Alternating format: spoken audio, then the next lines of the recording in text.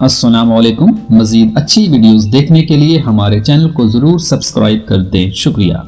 अगर आप चाहते हैं कि आपके सर में कभी खुश्की ना हो और ना कभी जुएं हों तो आप चंबेली का तेल लगाएं। इससे ना आपके सर में कभी खुश्की होगी और जुओं का खात्मा भी हो जाएगा। अगर आप चाहते हैं कि आप हमेशा जवान रहें और कभी बूढ़े ना हो तो आप चने की दाल में सौंफ मिलाकर खाएं। गाय का दूध पीने से दिमागी ताकत आती है। नीम की नमूलियां खाने से फोड़े फिंसियां नहीं निकलते।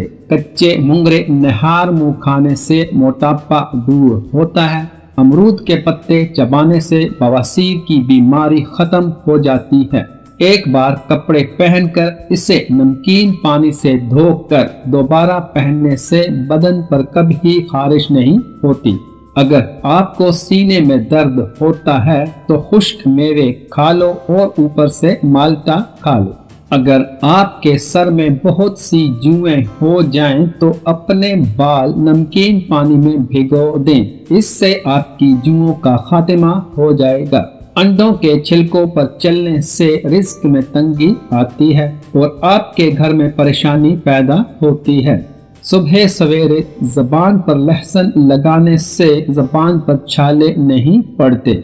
अगर आप चाहते हैं कि आपकी नजर तेज हो तो आप रोजाना कबूतर को देखा करें। इससे आपकी नजर तेज हो जाएगी। छोटे बालों वाली औरत तिलों और सरसों के तेल में अंडा डालकर दही के साथ बालों पे लगाएं। बाल बहुत जल्द लंबे हो जाएंगे। हमेशा जवान और खूबसूरत रहना चाहते हो तो रोजाना अंजीर खाया करो।